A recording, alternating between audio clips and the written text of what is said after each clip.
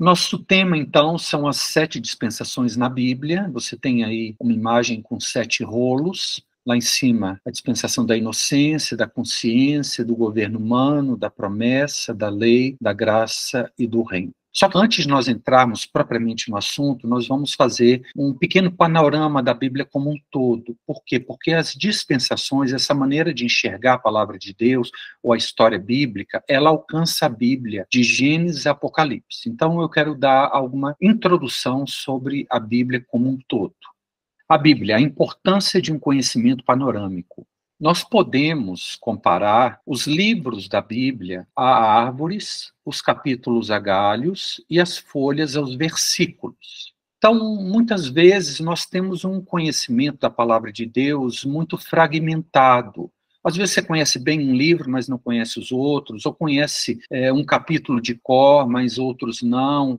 Nós conhecemos, muitas vezes, versículos soltos. Então, comparando o livro a uma árvore, nós precisamos compreender o conjunto dos livros, que é a floresta. A Bíblia ela tem 66 livros. Se você domina bem um desses 66 livros, muito bom, mas é apenas 66 avos da história como um todo. Mas quando nós conseguimos afastar, recuar um pouco a nossa visão, enxergar todos os livros numa totalidade, nós então temos essa visão do propósito eterno de Deus. Deus está fazendo alguma coisa desde o princípio, desde a eternidade passada até a eternidade futura. Há um plano que está se desenrolando. Deus é um Deus de propósitos, nós vamos ver. E ele atuou de várias maneiras, em várias épocas diferentes, para que o propósito dele possa ser alcançado. Então, eu peguei essa figura aí na internet, achei interessante. Você tem várias árvores, uma floresta, mas elas fazendo um contorno de um coração, falando do amor de Deus. Então, é muito importante que nós conheçamos não só os livros, os capítulos e os versículos, mas também todo o conjunto de livros da palavra de Deus.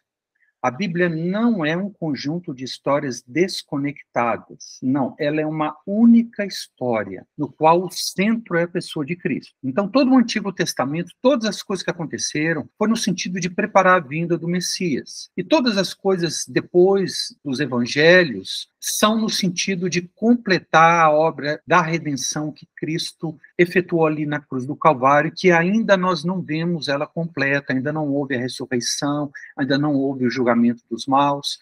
Então, Deus está trabalhando ao longo da história para que os propósitos dele sejam cumpridos. Então, isso é muito importante.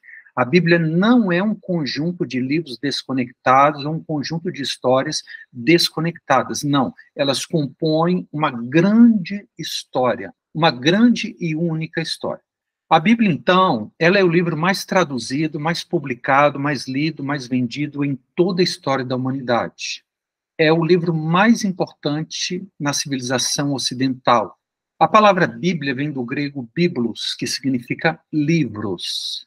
Portanto, a Bíblia é uma pequena biblioteca, com 66 ou 73 livros, falaremos sobre isso, escrita por 40 autores em várias línguas e locais ao longo de 1.500 anos, e você encontra nela os mais variados estilos literários, biografias, leis, história, poesia, canções, ética, profecia, etc.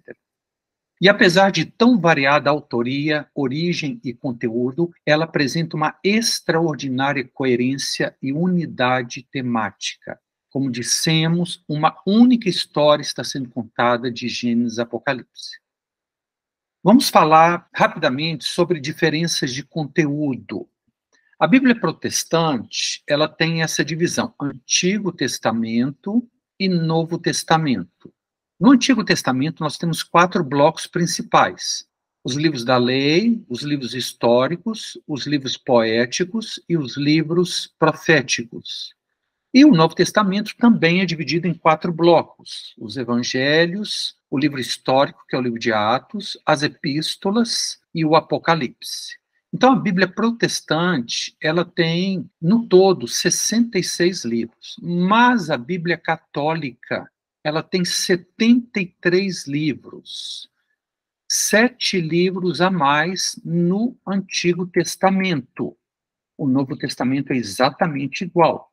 Mas no Antigo Testamento, a Bíblia Católica, ela tem 7 livros a mais do que a Bíblia Protestante.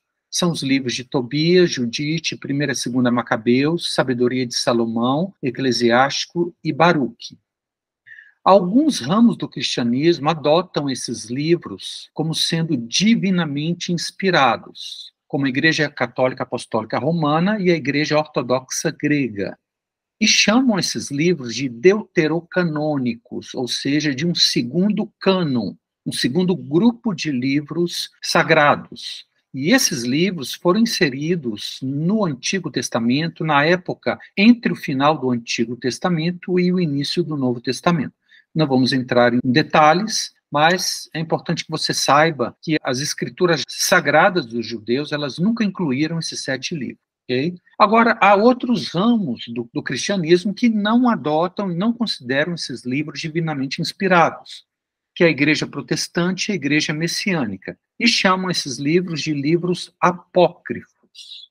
Então, nós temos uma diferença de 7 livros apenas no Antigo Testamento, a respeito de algumas literaturas que foram inseridas no período interbíblico no Antigo Testamento do povo judeu.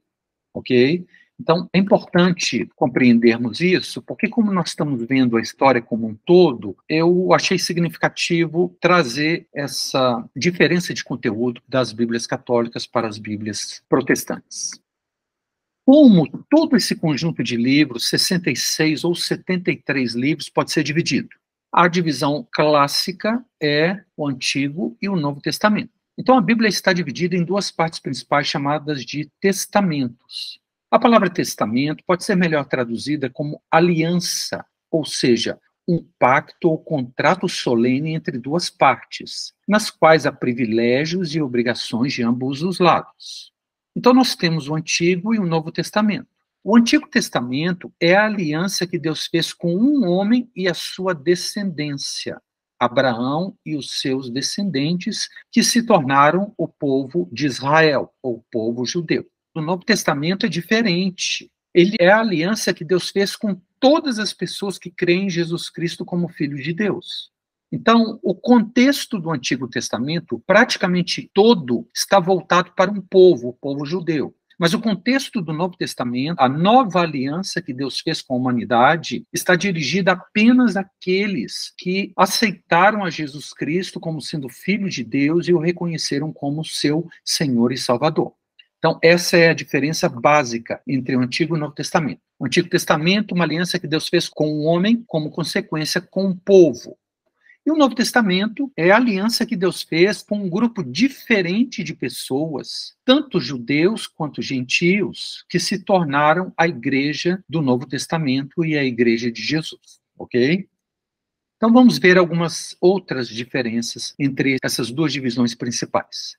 O Antigo Testamento, como vimos, ele tem 39 ou 46 livros nas Bíblias católicas e o Novo Testamento, 27 livros.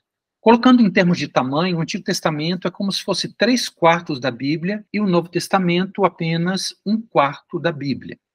O Antigo Testamento conta uma história de 4.000 anos, uma história muito longa, por isso que o Antigo Testamento ele não é tão fácil de compreender, porque muita coisa aconteceu naqueles 4 milênios antes da vinda de Cristo. E o Novo Testamento ele é bem mais fácil de compreensão, porque ele abrange ou alcança apenas um século da história humana. O Antigo Testamento conta principalmente a história de uma nação e o Novo Testamento conta a história de um homem. No Antigo Testamento, o homem é que vai em direção a Deus, em todos aqueles rituais de purificação e de perdão de pecados, entrando no tabernáculo, entrando no lugar santo e finalmente no Santo dos Santos. Então, o Antigo Testamento mostra o esforço do homem, é claro, sob a direção de Deus, para encontrar a Deus. O Novo Testamento, o foco é completamente diferente. É Deus vindo a este mundo buscar aquele que estava perdido. É Deus buscando o homem. O personagem principal do Antigo Testamento é Moisés, porque Moisés, que foi o legislador, Deus deu a lei para Moisés, e é baseado na lei de Moisés que toda a história, ou praticamente 95% da história do Antigo Testamento, está baseado nos livros de Moisés, que é a lei de Moisés. E o personagem principal do Novo Testamento é a pessoa de Cristo Jesus. Essas partes, elas são distintas, separadas, mas organicamente unidas e interdependentes. Elas contam uma única história e falam de um mesmo tema. O que o Antigo Testamento começa, o Novo Testamento termina. O Novo está contido no Antigo e o Antigo está explicado no Novo. Portanto, quando eu oriento algum novo convertido, ou mesmo alguma pessoa que não é cristã a ler a Bíblia, eu falo, olha, a Bíblia é um livro diferente. Você não deve ler a Bíblia do início até o final. Você deve ler do meio até o final e depois você vai no início. Então, é mais fácil compreender o Antigo Testamento depois que você compreende o Novo Testamento. Porque o Antigo Testamento, muitas coisas são figuras das realidades que aconteceram no Novo Testamento. Então, o Novo está contido, meio escondido ali no Antigo Testamento. E o Antigo está explicado no Novo Testamento. Então, se você quiser compreender o Antigo Testamento, você precisa conhecer bem o Novo Testamento, principalmente o livro de Hebreus, que fala muito sobre a lei, o sacerdócio, o tabernáculo e todas aquelas coisas nas quais o povo de Israel estava centrado. O Antigo Testamento revela quem realmente somos, pecadores.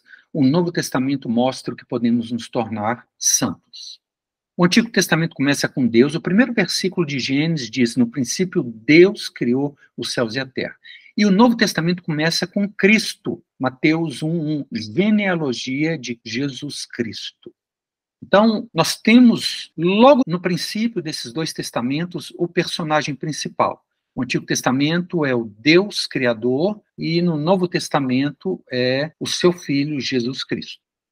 O Antigo Testamento prepara e prediz a primeira vinda de Jesus a esse mundo. O Novo Testamento relata o seu nascimento, vida, morte, ressurreição, ascensão e a promessa de seu retorno em glória. A Bíblia, ela pode ser vista ou dividida de outras formas, não só dessa forma clássica, Antigo e Novo Testamento. Como é uma única história, nós podemos dividi-la de formas diferentes. Uma delas é como sendo o relato de 3 histórias principais.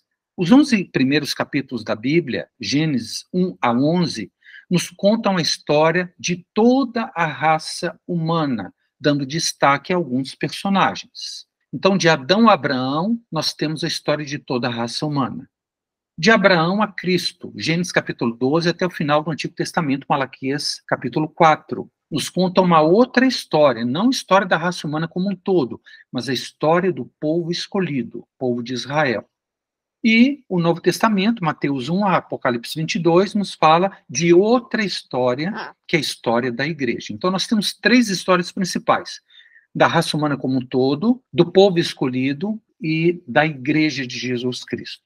Nós temos aqui o Antigo Testamento, abrangendo essas 2 primeiras partes, e o Novo Testamento, a terceira parte. Podemos também dividir a Bíblia segundo o ponto de vista do pecado. Você tem os 2 primeiros capítulos da Bíblia, Gênesis 1, 2, um mundo sem pecado. E os 2 últimos capítulos da Bíblia, Apocalipse capítulo 21 e 22, você também tem um mundo sem pecado. Então, se nós quisermos conhecer qual que é a boa, perfeita e agradável vontade de Deus, você tem que ler só 4 capítulos na Bíblia, os 2 primeiros e os 2 últimos. E entre esses extremos, nós temos então um grande parênteses com a presença do pecado, suas consequências e solução. Gênesis capítulo 3 e Apocalipse capítulo 20. Então, é uma outra maneira de enxergar a Bíblia como um todo. O princípio sem pecado, o pecado entra e distorce o plano de Deus, mas mesmo no meio dessa aparente catástrofe, Deus ele tem os seus planos, e os planos de Deus não podem ser frustrados, e finalmente Deus então restaura a sua criação ao princípio, e nunca mais, por toda a eternidade futura, o pecado existirá. Então, nós temos aí o Antigo Testamento e o Novo Testamento. Uma outra maneira de enxergar a história bíblica como um todo é segundo as divisões de uma peça teatral. Nós temos uma introdução, Gênesis capítulo 1 a 11, que é a história primitiva da raça humana. Nós temos o primeiro ato, que é a história de Abraão e seus descendentes, de Gênesis capítulo 12 até o final do Antigo Testamento, Malaquias capítulo 4. Nós temos um intervalo de 400 anos. Nesse período, há mudanças no cenário mundial.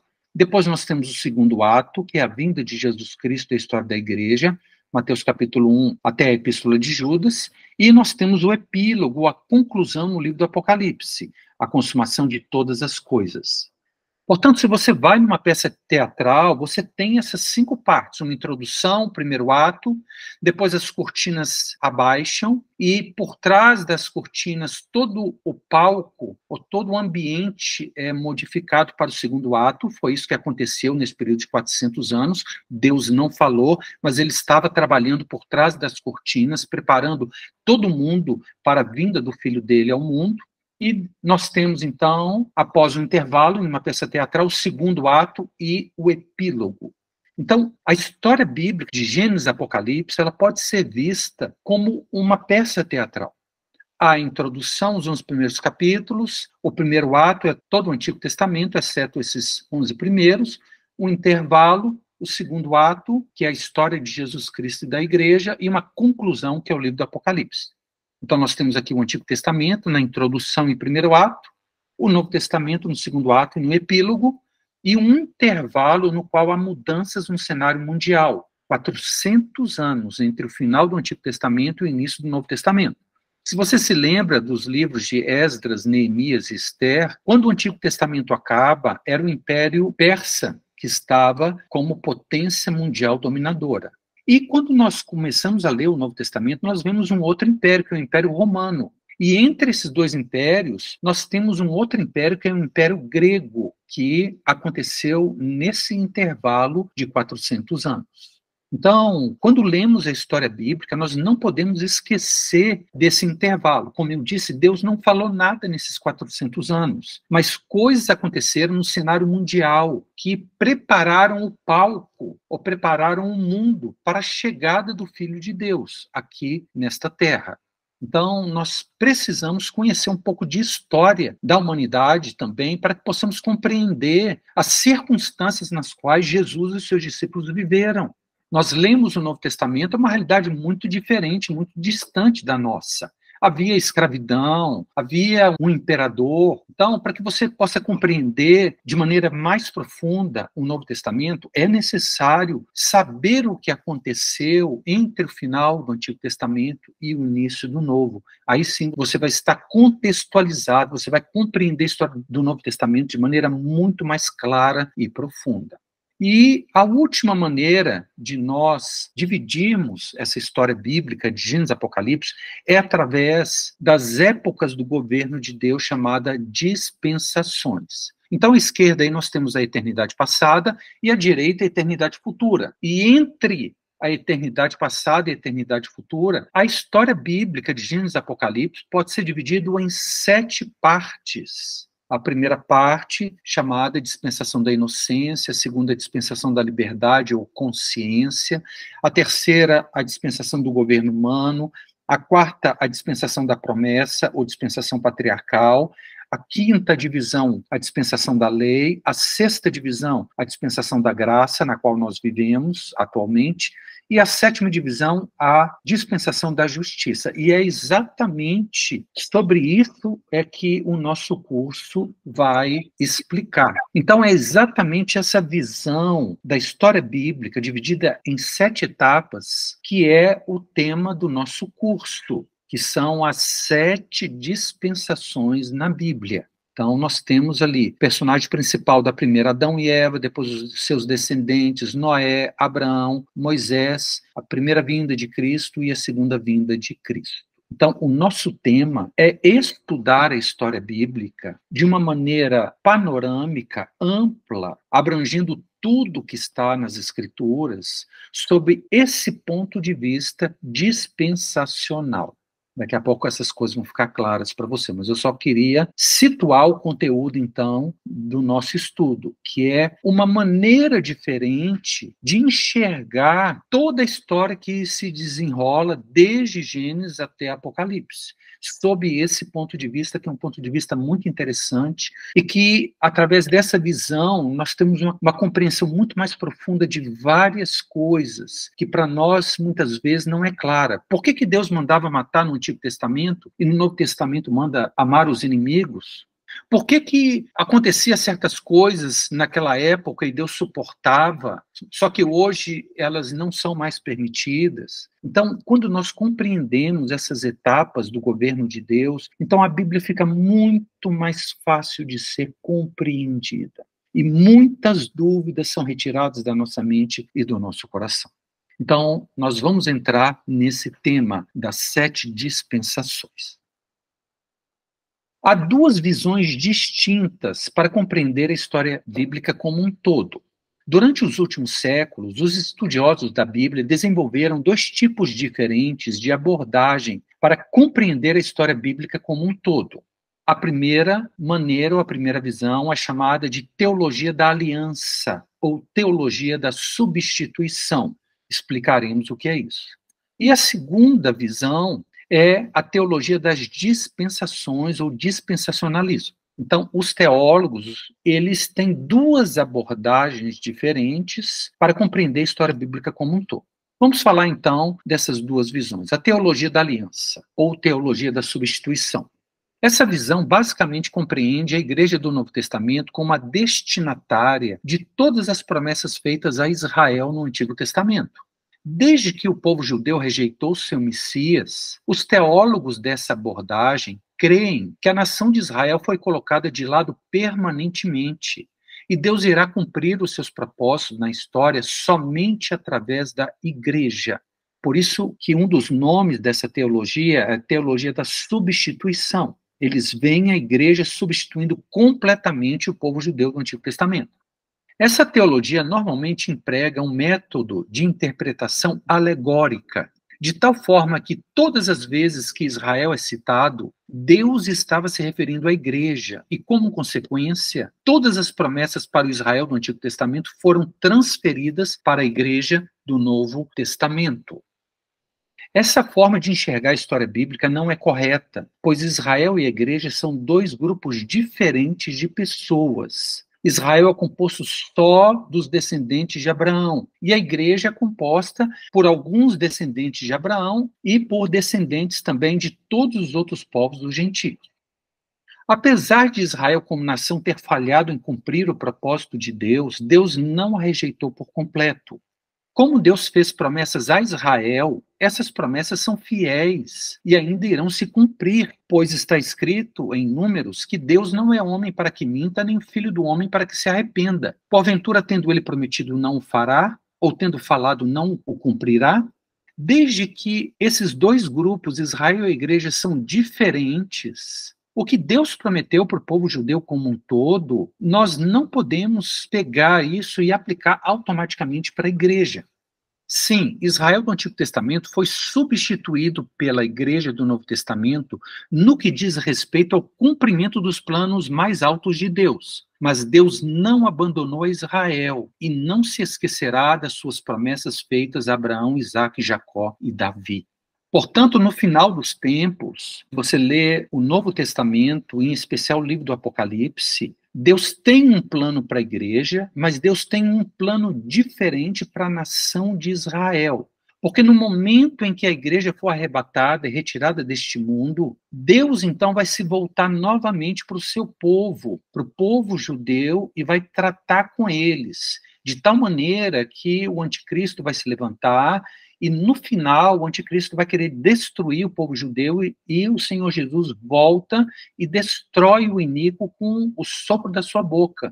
E a palavra de Deus diz que todo Israel será salvo neste momento da segunda vinda visível de nosso Senhor Jesus Cristo. Então Deus tem um plano para a igreja diferente do plano que ele tem para Israel. Sim, Israel, ele falhou em cumprir os propósitos mais elevados de Deus. E esses propósitos mais elevados, então, Deus concedeu ou delegou à igreja. Mas há promessas para aquele povo que ainda precisam ser cumpridas e que não foram cumpridas. Então, a primeira visão para compreender a história bíblica como um todo é a teologia da aliança ou teologia da substituição. Mas nós temos essa outra visão da teologia das dispensações, também chamado dispensacionalismo. Essa visão vê a nação de Israel e a igreja como duas entidades separadas, cada qual com seu próprio destino. Contrariamente à anterior, essa teologia desenvolveu um sistema de interpretação baseado numa abordagem literal e histórica da Bíblia. Se você se lembra, a teologia anterior das alianças ou da substituição, ela usa a interpretação alegórica e enxerga no Antigo Testamento Israel como uma figura da igreja. Não. Deus tem um plano para Israel que ainda não foi cumprido e será, e Deus tem um plano diferente para a igreja. Então, contrariamente à visão anterior da teologia das alianças, essa teologia das dispensações desenvolveu um sistema de interpretação baseado numa abordagem literal e histórica da Bíblia. Ou seja, as coisas registradas no Antigo Testamento não são figuras, parábolas, alegorias, não, são histórias reais daquele povo. Portanto, os pontos essenciais do dispensacionalismo são: 1. A interpretação literal, normal, comum e não simbólica do texto bíblico do Antigo Testamento. 2. Uma clara distinção e separação entre Israel e a igreja. Vamos ver esses dois pontos. Primeiro, a interpretação literal, normal, comum e não simbólica do texto bíblico. É o simples emprego da abordagem hermenêutica histórico-gramatical, utilizada de forma coerente. Quando o sentido explícito de um texto das Escrituras fizer sentido, não procure outro sentido. Ou seja, interprete cada palavra em seu significado primário, comum, usual, literal, a menos que os fatos do contexto imediato indiquem nitidamente o contrário. Como, por exemplo, a figura de linguagem de quando Jesus se referiu a si mesmo como sendo a porta das ovelhas. É claro que nós não podemos tomar isso como literal. Jesus estava usando um símbolo, uma parábola ou uma alegoria para se referir a si mesmo.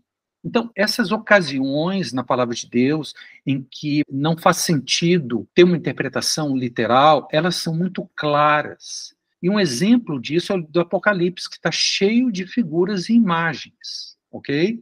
Mas, de maneira geral, todo o Novo Testamento, até antes do Apocalipse, você raramente tem essa linguagem alegórica sendo usada. E você sabe que ela é uma alegoria pelo contexto imediato. Dessa forma, podemos afirmar que, quando a Bíblia cita Israel, ela está se referindo única e exclusivamente à nação de Israel, e não a um símbolo da igreja do Novo Testamento. Segundo ponto, ou segunda característica dessa teologia das dispensações, uma clara distinção e separação entre Israel e a igreja. Baseado na interpretação literal do texto bíblico, é óbvio que muitas profecias dirigidas a Israel ainda aguardam seu cumprimento. No Novo Testamento, Israel foi posto à parte temporariamente, e Deus trabalha agora com a igreja. Mas quando esta for arrebatada, retirada do mundo, então Deus se voltará novamente para Israel e cumprirá as promessas feitas a essa nação. No final, Deus não somente restaurará Israel a uma posição de bênção, mas também cumprirá literalmente as promessas feitas a Abraão e a Davi. Isto está claramente mostrado no capítulo 11 da Epístola de Romanos. Olha o que Paulo disse em Romanos 11:1. Pergunto, pois, terá Deus porventura rejeitado o seu povo, falando de Israel? De modo nenhum. E também na passagem de 1 Coríntios capítulo 10, versículo 32, Paulo dizendo: não vos torneis causa de tropeço, nem para judeus, nem para gentios, nem tampouco para a igreja de Deus. Nesse versículo, o apóstolo Paulo divide toda a humanidade em 3 grupos: o povo judeu, os descendentes de Abraão, todas as outras nações, que são chamadas de gentios, e um terceiro grupo, que é a igreja de Deus, que é formado tanto de judeus quanto de gentios, mas que aceitaram a Jesus como Messias. Então, a igreja foi retirada do mundo. Hoje em dia, segundo o ponto de vista de Deus, há 3 grupos de pessoas na face da Terra: os judeus, os não-judeus e os nascidos de novo pela fé em Cristo Jesus, a Igreja de Deus. E Deus, ele tem um plano para cada um desses 3 grupos. Isso no livro do Apocalipse fica muito claro. Então, estamos apenas definindo essa visão, que é essa visão dispensacional, ok? Ora, se a igreja tivesse substituído Israel, não seria necessário Paulo diferenciar as duas nesse texto. Ele diz: não vos torneis causa de tropeço, nem para judeus, nem para gentios, nem tampouco para a igreja de Deus. Ora, se a igreja tivesse substituído completamente os judeus, então Paulo só iria falar: não vos torneis causa de tropeço, nem para gentios, nem tampouco para a igreja de Deus. Não, Paulo separa a humanidade em 3 grupos. Dispensacionalismo. Os dispensacionalistas veem 7 períodos nos quais Deus reina de forma soberana sobre o mundo para executar o seu plano através de progressivos estágios de revelação. Cada dispensação traz uma revelação de Deus adicional comparada à anterior. E a humanidade precisa também crescer em responsabilidade diante de Deus. As revelações posteriores não necessariamente substituem as revelações anteriores, mas elas sempre vão além. Apesar da forma da salvação sempre ter sido pela graça, através da fé, Deus testou a humanidade através de diferentes tipos de governo divino, os quais sempre provaram que o homem é incapaz de obedecer a Deus e aos seus mandamentos de forma completa. Talvez alguém possa estar estranhando o que eu disse aqui, que a forma da salvação ter sempre sido pela graça através da fé. Como é que nós somos salvos hoje? Por fé. Só que a nossa fé olha para o passado, para o Salvador, o Messias que já veio, e nós acreditamos nele, apesar de não o ter visto. As pessoas do Antigo Testamento também eram salvos da mesma maneira, só que a fé deles apontava para o futuro, para o Salvador, o Messias que ainda viria. Então, tanto as pessoas do Antigo quanto do Novo Testamento, a salvação sempre foi pela graça através da fé. Só que a fé das pessoas do Antigo Testamento olhava para o futuro, para o Salvador que ainda viria, e nós do Novo Testamento, a nossa fé aponta para o passado, para o Salvador que já veio. Então, apesar da forma da salvação ter sido sempre pela graça através da fé, Deus testou a humanidade através de diferentes tipos de governo divino, os quais sempre provaram que o homem é incapaz de obedecer a Deus e aos seus mandamentos de forma completa. Isso vai ficar mais claro no prosseguimento do nosso curso. Desde a eternidade passada, antes de existir o tempo e o mundo, até a eternidade futura, Deus tem um plano eterno que ele deseja realizar. E para realizar esse plano eterno, Deus o faz por etapas, que alguns teólogos chamam de dispensações. Portanto, o estudo das dispensações é o estudo das etapas da trajetória de toda a história bíblica. E quando compreendemos o plano global de Deus para a humanidade, somos então capazes de enxergar a história bíblica como um todo e também a ação de Deus na história humana. O termo dispensação literalmente significa gerência de uma casa. Deus, como criador de todas as coisas, gerencia sua casa, o mundo, da maneira que ele deseja. Ele é o soberano governante dos céus e da terra. É ele quem está no controle de tudo. Uma dispensação, portanto, é uma maneira específica de Deus lidar com a raça humana num determinado período da história em que o ser humano é provado. Assim como um pai, olha, essa figura é muito clara e ela nos ajuda a compreender essa questão das dispensações. Assim como um pai trata seu filho de maneira diferente em idades diferentes, o recém-nascido, a infância, a adolescência, a juventude, assim também Deus tratou a humanidade de formas diferentes em épocas diferentes. As leis que nós pais colocamos para nosso filho de 5 anos são diferentes das leis que nós colocamos para os nossos outros filhos mais velhos, de 15, 20 anos. Então, para o de 5 anos, eu falo, olha, você não pode sair do portão de casa. Mas para o de 15, de 20 anos, eu digo, olha, você pode sair. Então, nós não podemos pegar regras que Deus estabeleceu num período e aplicar em outros períodos, porque senão nós não vamos entender a didática, a forma de Deus lidar com a humanidade, desde o princípio.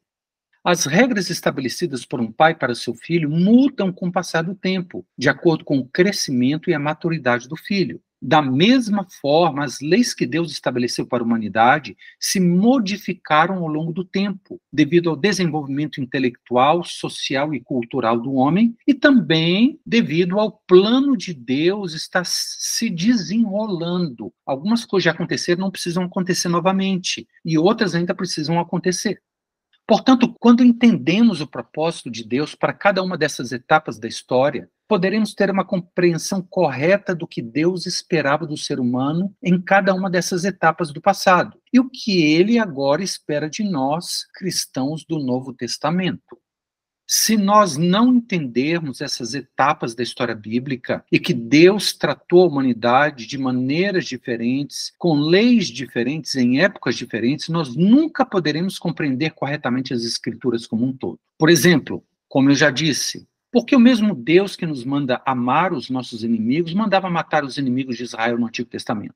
Há um motivo para isso. O profeta diz que Deus não se agrada na morte do ímpio. Deus nunca se agradou. Mas por que Deus mandou matar? Existem explicações, existem motivos. E nós vamos ver esses motivos, vamos explicar isso claramente na próxima aula.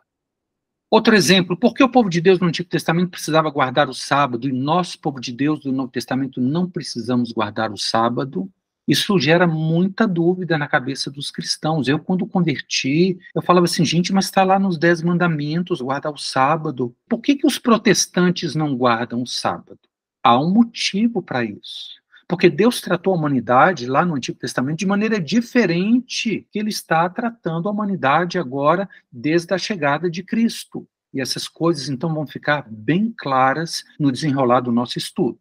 Essas e outras perguntas só podem ser adequadamente respondidas se compreendermos o que são e o que significam as dispensações na Bíblia. Portanto, Deus administrou a história do homem em estágios sucessivos, durante cada um dos quais há uma revelação específica da parte de Deus, em que o homem é provado quanto à sua obediência a respeito dessa revelação. E como veremos, o homem sempre fracassa e recebe uma sentença ou juízo, e Deus, então, muda a maneira de tratar a humanidade, e assim ele vai indo de uma dispensação para outra. Portanto, toda a história humana pode ser dividida em 7 períodos ou 7 dispensações, nas quais as regras são diferentes. Deus tratou a humanidade de maneiras diferentes em épocas diferentes.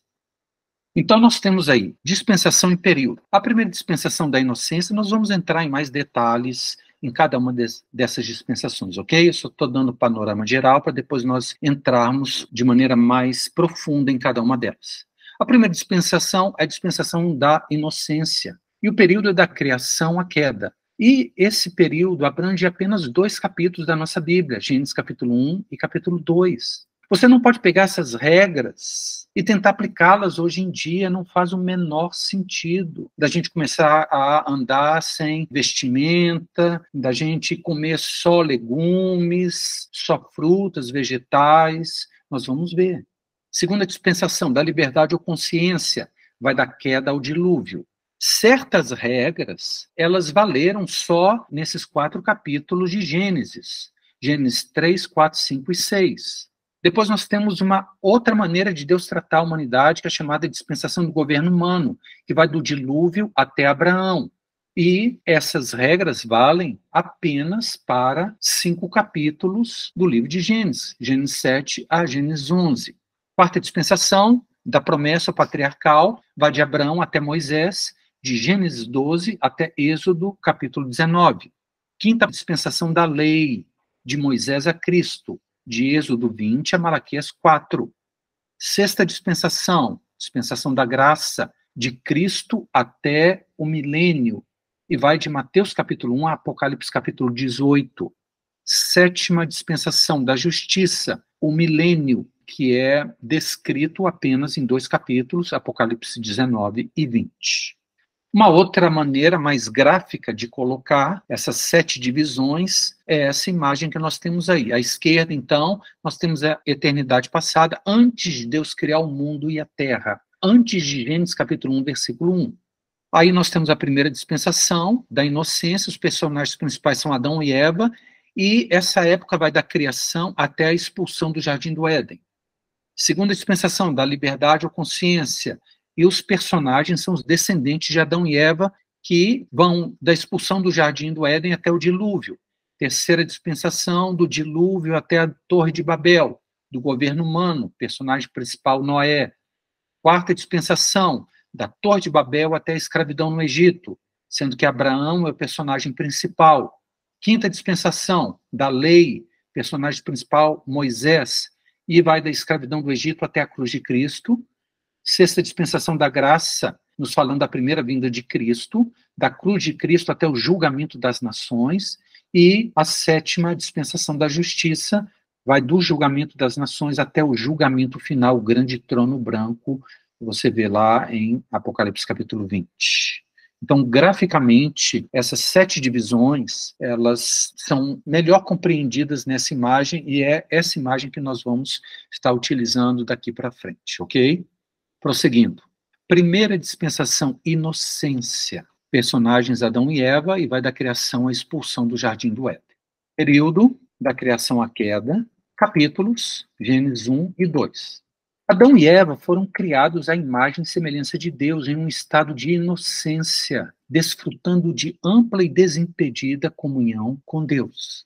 Foram colocados em um ambiente ideal e perfeito, um jardim de delícias, totalmente livres do trabalho penoso ou da ansiedade. Havia apenas uma limitação, um único mandamento a ser obedecido, a saber, de absterem-se do fruto de uma só árvore do jardim, a árvore do conhecimento do bem e do mal. Deus disse, olha, de todas as outras árvores vocês poderão comer livremente, mas da árvore do conhecimento do bem e do mal, vocês não devem comer. E dessa forma, por que Deus colocou essa árvore lá? Porque Deus ele precisa provar o ser humano quanto à sua obediência. Se não houver maneira de desobedecer, é claro que o homem vai ser obediente. Mas o homem precisa passar por testes para que ele seja ou aprovado ou reprovado. E a cada fracasso, então, Deus muda, vamos colocar dessa maneira, o conteúdo da prova, ok? Então, nessa época perfeita, havia apenas uma limitação, e dessa forma, eles seriam provados quanto à sua obediência a Deus. E eles foram alertados sobre o resultado da desobediência. De toda árvore do jardim comerás livremente, inclusive da árvore da vida. Não foi proibido o primeiro casal se alimentar da árvore da vida. Ele poderia ter se alimentado.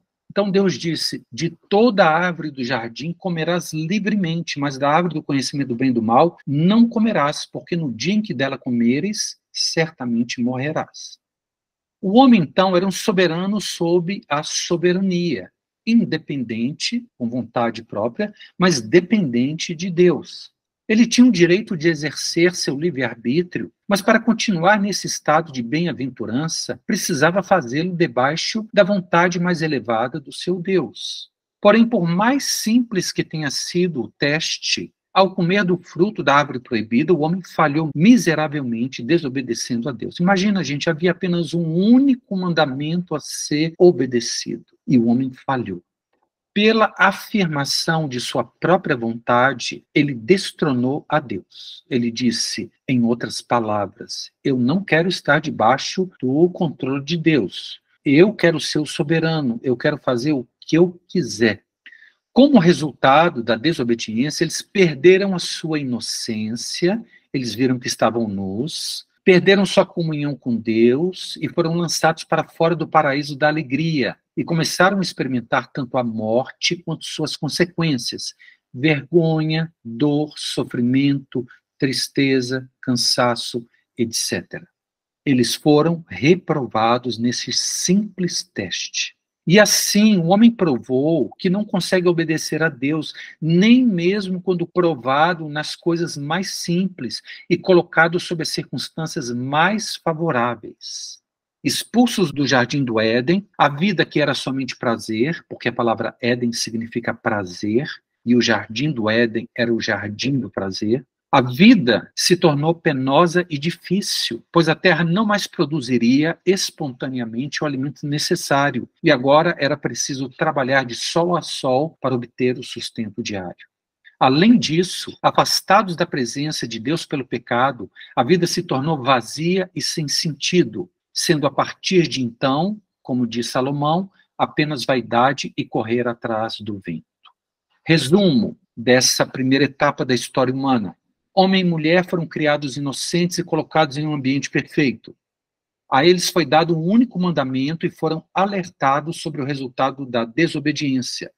O homem desobedeceu a Deus e foi reprovado no teste em que foi colocado. O julgamento foi a expulsão do jardim do Éden. Tendo falhado neste primeiro teste, Deus então dá ao homem uma outra chance. E assim a humanidade entra em um novo período. A dispensação da inocência chega ao fim e uma outra dispensação se inicia, com circunstâncias e regras diferentes dessa primeira etapa. Quais são as implicações para a nossa vida atual com o fim da era da inocência? Como eu disse, nós não podemos viver como se o pecado não tivesse entrado na história do homem, como se todas as coisas fossem favoráveis, como se nós não tivéssemos o vírus do pecado implantado em nós desde o nascimento. Não podemos. Então, quais são as lições que nós podemos tomar para a nossa vida atual com o fim da era da inocência? Em primeiro lugar, certa linha da psicologia afirma que o homem é apenas resultado do ambiente no qual vive. Essa chance já foi dada por Deus ao homem e o homem fracassou. Ou seja, o homem não é uma máquina que responde às influências externas a ele. Não, ele é um soberano. Ele toma decisões baseadas no seu livre-arbítrio. Segunda implicação. Como a dispensação da inocência já ficou para trás, a nudez não é considerada mais normal. Isso significa que qualquer tentativa do homem de voltar ao estado original de pureza fracassará. Os hippies, na época, na década de 60, eles queriam voltar ao estado original e viver todo mundo nu, e porque Deus nos criou dessa maneira e nós é que nos desviamos, então vamos voltar lá ao princípio. Vai fracassar, porque Deus já deu essa chance ao homem, ele não vai dar novamente mais esse teste. Além disso, os filhos não devem mais ver a nudez dos pais ou parentes. Logo a seguir na história, Gênesis capítulo 9, nós vamos ver que Noé se embriagou e se colocou nu dentro da sua tenda. E um dos filhos dele viu a nudez do pai e publicou para fora. O que os outros dois irmãos fizeram? Pegaram um lençol e de costas cobriram o pai e a sua nudez e não olharam para a nudez do pai. Por causa dessa atitude irreverente de Cã, os seus descendentes foram amaldiçoados. E se nós formos mais à frente no Antigo Testamento, lá em Levítico, se você ler Levítico 18, de 6 a 18, há várias limitações nessa questão de ver a nudez. Só que o mais prático para a gente é o seguinte: os filhos não devem ver mais a nudez dos pais ou parentes. Olha o que aconteceu na história lá de Noé. Cã, pai de Canaã, vendo a nudez do pai, fê-lo saber fora a seus dois irmãos. Então, Sem e Jafé tomaram uma capa, puseram-la sobre os próprios ombros de ambos e, andando de costas, rostos desviados, cobriram a nudez do pai sem que a vissem. Noé, despertando do seu vinho, soube o que lhe fizeram o filho mais moço e o amaldiçoou. Coisa séria, gente. A nudez não é mais considerada algo permitido, ou puro, ou inocente. Não, porque essa etapa da história humana já passou. Lá em Levítico nós temos alguns versículos, eu quis realçar somente esse aqui. Não descobrirá a nudez de teu pai e de tua mãe. Ela é tua mãe. Não lhe descobrirás a nudez. É claro, gente, que quando nós somos adultos, tá certo? Precisamos cuidar dos nossos pais que já estão mais velhos. Algumas vezes isso pode ser necessário, mas não é agradável, não é uma coisa normal, não é algo que nos deixa confortável, não. Portanto, os filhos não devem ver a nudez de seus pais, ou colocando de outra forma, os pais não devem tomar banho nus com seus filhos, mesmo quando eles são bem pequenos. Às vezes, na nossa inocência, o nosso desconhecimento das orientações dos mandamentos de Deus, nós fazemos coisas que não devíamos. Eu lembro de um casal que morava no interior, que eu conhecia, e que o pai tinha 2 filhas pequenas de 1 ano, 2 anos, e ele tomava banho nu com elas. Falou, não, qual que é o problema? Está tudo bem? Não, não está tudo bem, gente. Nós precisamos proteger as crianças de uma maneira tremenda.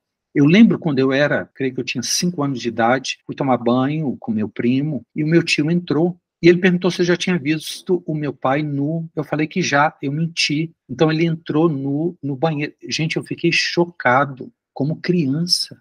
Então nós precisamos preservar os nossos filhos, mesmo quando você acha que eles não estão conscientes, eles estão conscientes. E nós precisamos preservá-los de toda impureza, de toda nudez, porque isso, como já disse, não é mais considerado por Deus algo natural e permitido. Então, essas são as implicações para a nossa vida atual com o fim da era da inocência. Prosseguindo. Primeira dispensação, inocência. Segunda dispensação, liberdade ou consciência. Vai desde a expulsão do Jardim do Éden até o dilúvio. E os personagens principais são os descendentes de Adão e Eva. Vamos falar sobre essa dispensação.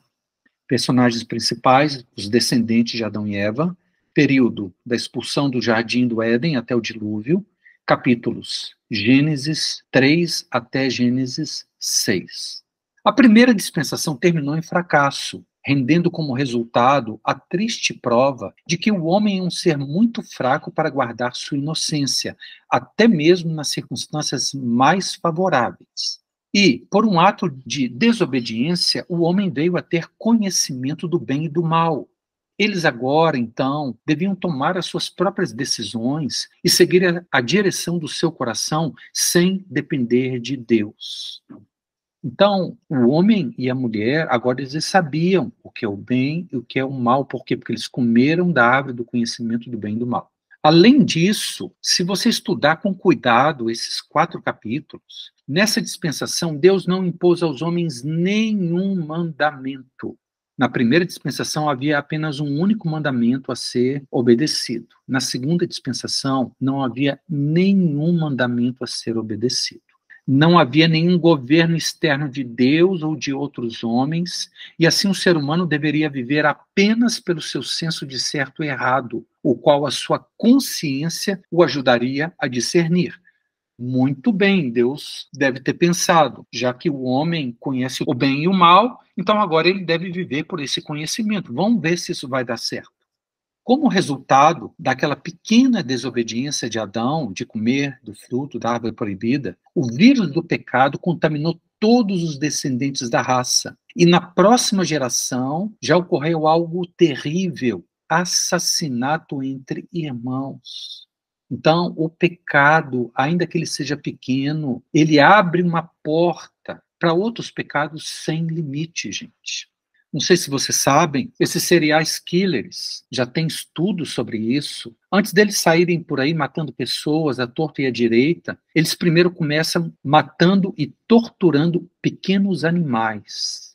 Ah, não, isso é bobagem. Meu filho, ele vai ser médico, então ele está querendo abrir. Cuidado, o pecado ele pode entrar de uma maneira muito sutil, mas o resultado pode ser algo catastrófico. Apesar deste tremendo pecado de Caim, Deus ainda o protege de toda vingança, salientando a graça de Deus mesmo em face da mais terrível maldade. Posteriormente à morte de Abel, Adão e Eva tiveram um terceiro filho, Sete. Caim e Sete se casaram com suas irmãs.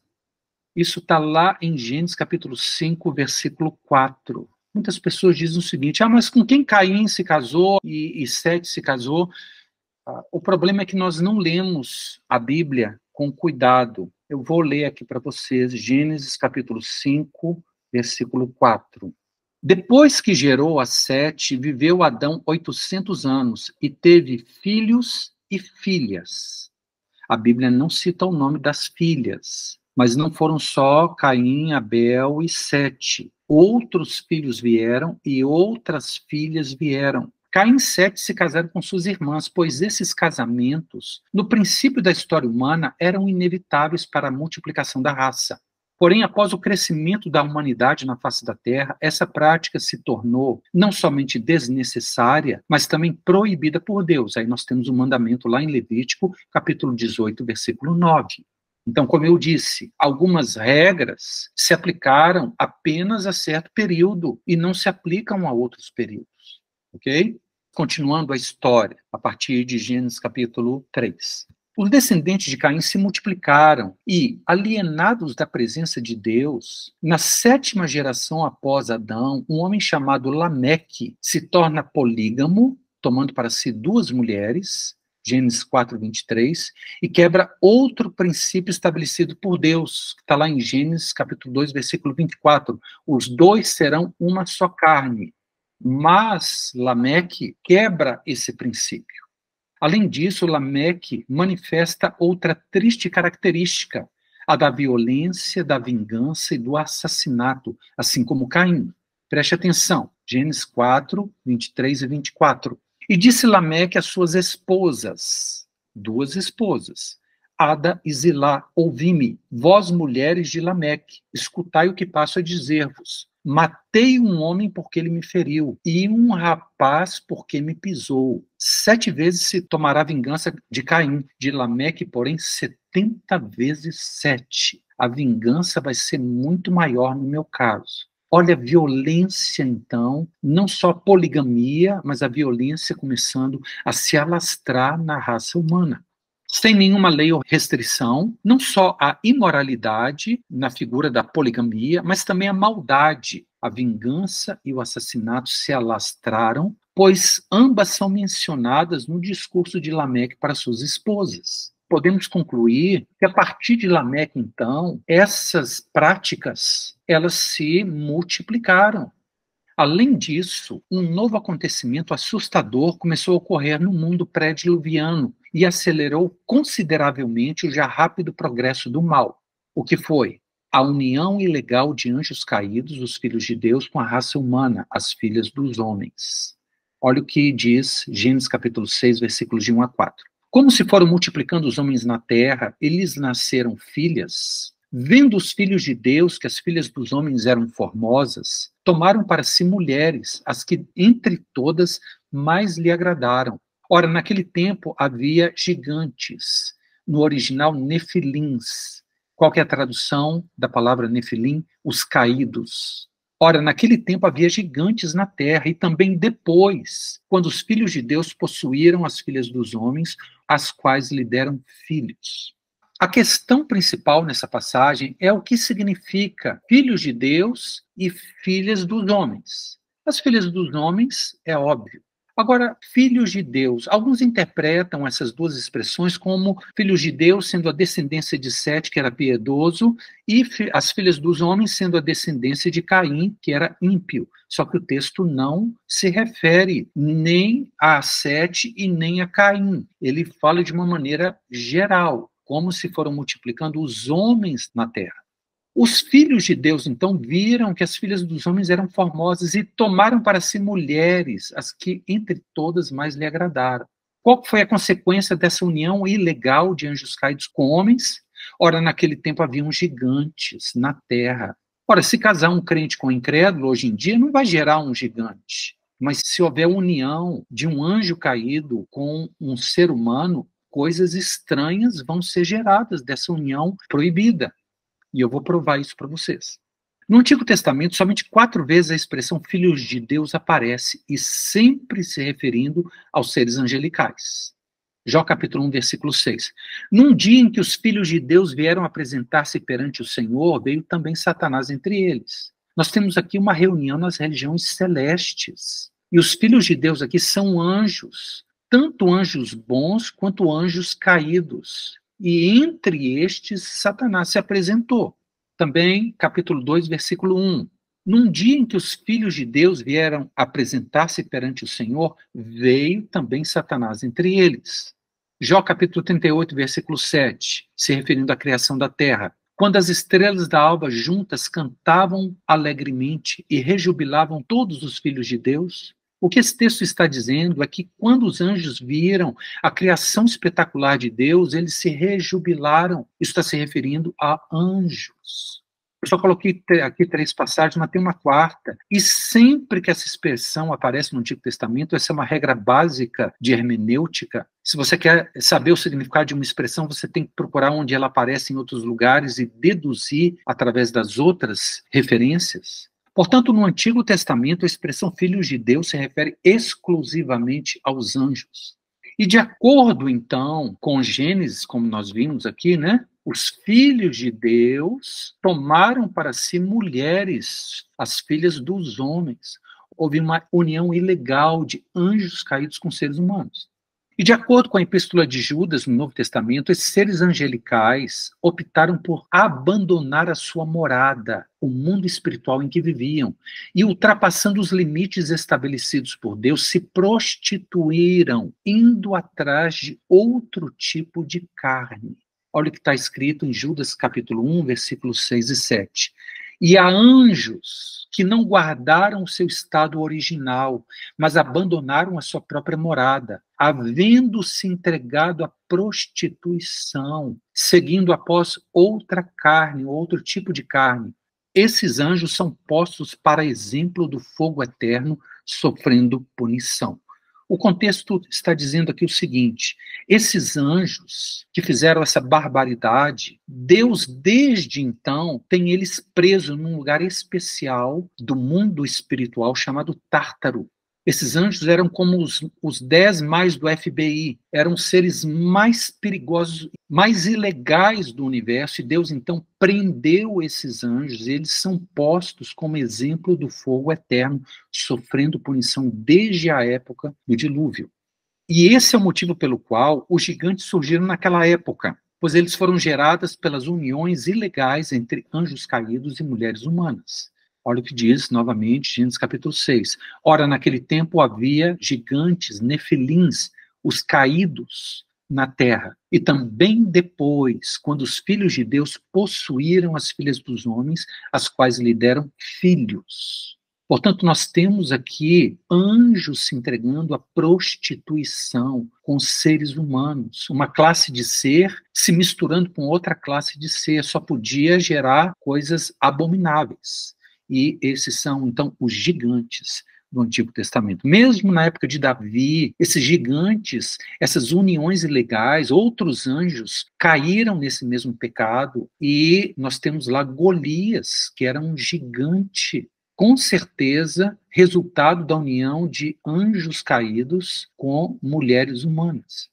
A partir de então, a sequência bíblica, quando você vai lendo, é uma história que vai se desenrolando, e depois de se falar dessa questão de Lameque, da violência de Lameque e da união entre anjos caídos e mulheres humanas, a maldade se espalhou assustadoramente sobre a face da terra. Olha o que diz lá, logo na sequência, Gênesis capítulo 6, versículo 5. Viu o Senhor que a maldade do homem se havia multiplicado na terra, e que era continuamente mal todo o desígnio do seu coração. Versículos 11 e 12, mais à frente. A terra estava corrompida à vista de Deus e cheia de violência. Viu Deus a terra, e eis que estava corrompida, porque todo ser vivente havia corrompido o seu caminho na terra. Portanto, esses 3 fatores, a imoralidade generalizada, a violência sem limites e a mistura entre anjos caídos e a raça humana, não somente levaram Deus a restringir a vida humana a 120 anos, antes nós temos registro que as pessoas viviam até 969 anos, no caso de Matusalém. Então Deus restringiu a vida humana a 120 anos, mas também, como não poderia deixar de ser, toda essa maldade despertou a ira de Deus e o seu justo juízo contra aquela geração pecaminosa. Como resposta a essa nova falha da parte da raça humana, lembre-se, não havia nenhum mandamento de Deus. O homem era livre para fazer o que ele quisesse, e ele deveria ser guiado pelo conhecimento do bem e do mal que ele adquiriu. Mas o homem então falhou.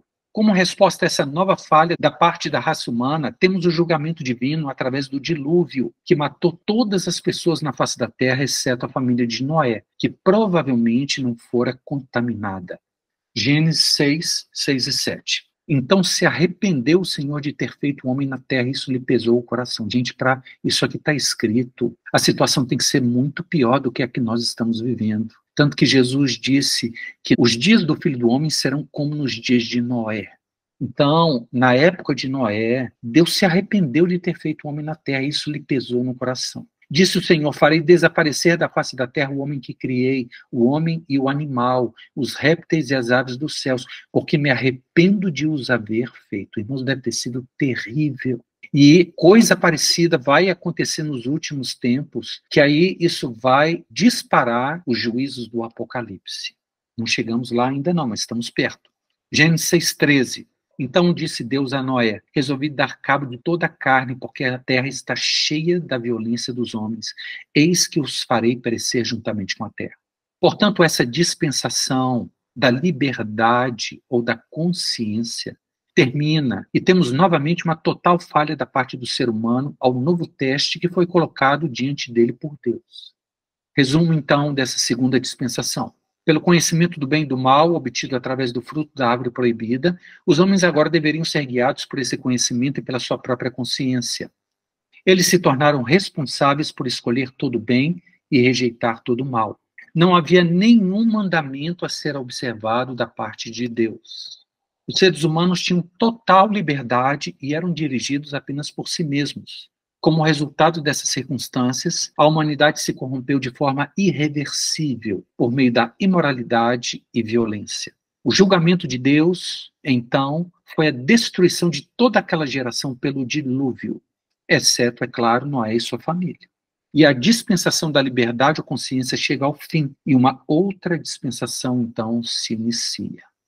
Quais são as lições ou as implicações para a nossa vida atual com o fim da era da liberdade? Alguns filósofos ou psicólogos defendem a ideia de que, se o homem tivesse liberdade total, sem nenhuma regra ou limite, ele se governaria muito bem a si mesmo e viveria em completa harmonia com seus semelhantes e com a natureza. Alguns creem que o problema é o sistema, ou seja, se não houvesse leis, tudo correria bem. O problema é o sistema que nos proíbe isso, nos proíbe aquilo, que tem regra para tudo. Se não houvesse isso, alguns pensam, tudo sairia bem. Deus já deu essa chance ao homem e o homem falhou terrivelmente. O ser humano, sem nenhuma restrição, se tornará mais e mais violento e corrompido. E as sociedades alternativas desejadas pelos hippies estão fadadas ao fracasso. Porque muitos se retiraram da sociedade, viviam na natureza e falaram: não, nós não queremos nenhuma lei sobre nós. Nós vamos viver de maneira pura na natureza e tudo vai dar certo. Não vai funcionar. Porque Deus já deu essa chance ao homem e o homem fracassou terrivelmente. Segunda implicação para a nossa vida, nós precisamos impor limites aos nossos filhos. O livro de Provérbios diz: a vara disciplina dão sabedoria, mas a criança entregue a si mesma venha envergonhar os pais. Muitos dizem: as crianças são inocentes, elas são puras, deixa elas fazerem o que elas quiserem, não vamos colocar nenhuma limitação não, porque senão nós vamos podar a criatividade, nós vamos restringir o potencial delas. Mentira! Essa é uma mentalidade que não é a mentalidade de Deus. A orientação da palavra de Deus é essa aqui: a vara e a disciplina dão sabedoria, mas a criança entregue a si mesma venha envergonhar os pais.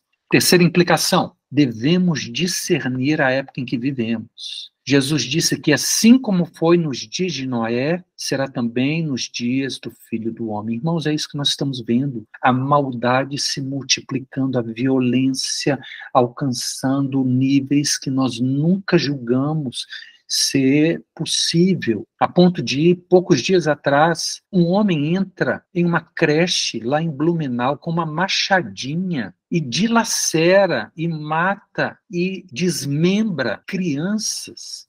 Gente, é inacreditável, inacreditável. Como que isso é possível, Deus? A violência está se multiplicando e nós precisamos tomar cuidado. Jesus também disse: pela violência se multiplicar, o amor de muitos se esfriaria. Irmãos, nós estamos vivendo épocas difíceis, épocas que, como Jesus disse, que seriam como nos tempos de Noé. E nós precisamos ficar atentos, porque assim como aquela violência nos dias de Noé trouxe o julgamento sobre todos os homens, trouxe o dilúvio, essa maldade que nós estamos vivendo vai trazer como consequência o juízo de Deus através das taças da ira de Deus do Apocalipse. Não tenham dúvida em relação a isso.